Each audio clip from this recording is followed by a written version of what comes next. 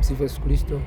Kwa majina naitwa Cosmas Sostenes Ngoi, na mwanafunzi wa kidato cha 6 katika shule ya sekondari Kibo, ambao leo tunaadhimisha sikukuu ya Mtakatifu Thomas wa Aquino, ambayo ndio somo la shule yetu, ambayo inafanyika kila tarehe 28 mwezi wa kwanza.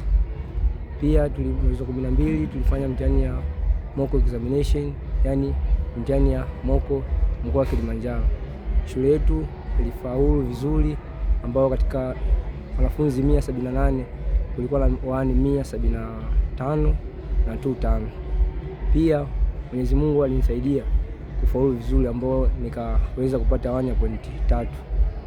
Yani kemia nikawa na grade A, physics grade A and mathematics grade A.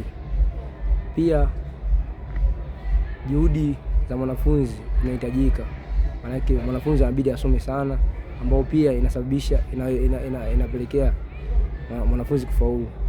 Swali lingine, mwalimu, ufundishaji wa walimu. Walimu wanabidi wafundishe vizuri sana, maana wanafunzi ili waelewe. Pia ufuatiliaji kwa walimu, anabidi tukifanya kama shule yetu hapo, tukifanya mtihani tunafuatiliwa, maana kunakuwa na assessment ya wanafunzi mmoja mmoja. Pia itaweza kusababisha matokeo makubwa katika shule. Pia sala ni muhimu sana, maana tunamweka Mungu kwanza kabla ya kusoma. Maana tunaaswa tuwe tunasali kabla ya kufanya vitu vyetu vyote. Haya ni mambo ya msingi ambayo yanatusaidia kupata matokeo makubwa. Asanteni.